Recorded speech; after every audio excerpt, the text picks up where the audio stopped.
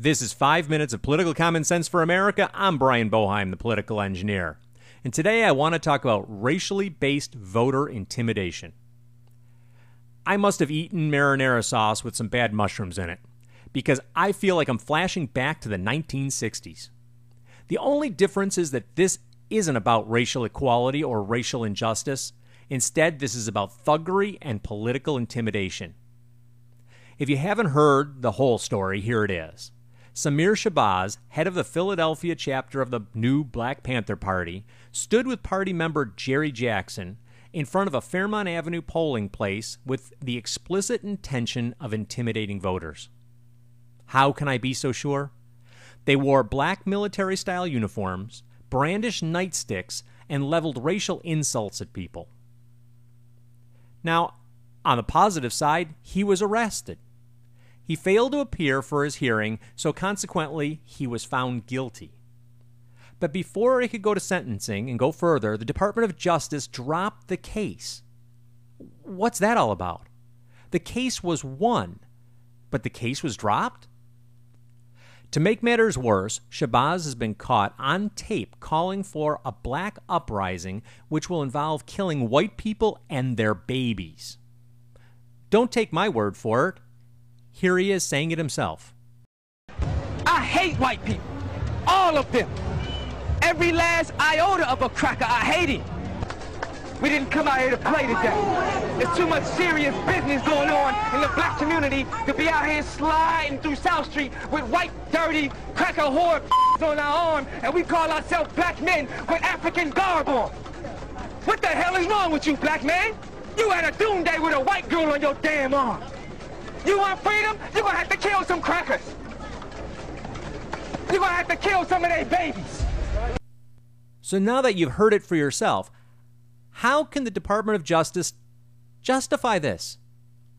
Well, now there are claims by insiders that there is racial prejudice against whites. Really? You think? I have a little different perspective on this. I think it's time to handle our own dirty laundry. For my entire life, I have called white people out for using racial slurs or generalizing about other races.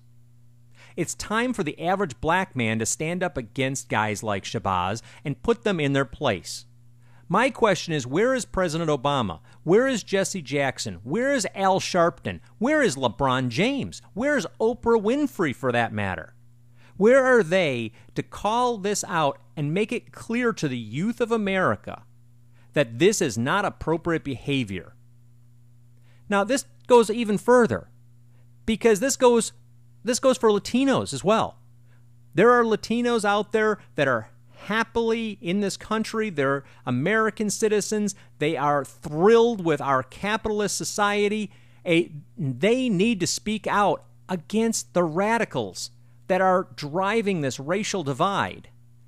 They need to put the racial radicals in their place. Oh, and let's not leave out the American Muslims. Come on, take responsibility for reining in the extremists. It's not up to the Department of Justice. It's up to us. It's time that we have courage. It's time that we lead.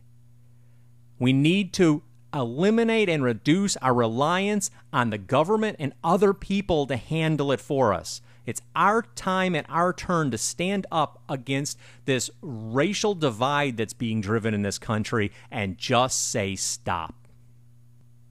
You've been listening to 5 minutes of political common sense for America. I'm Brian Boeheim, the political engineer. And if you like what you've heard here, then you should go out and pick up a copy of my book, Political Common Sense for America. You can find it at Amazon.com. Until next time, be safe out there.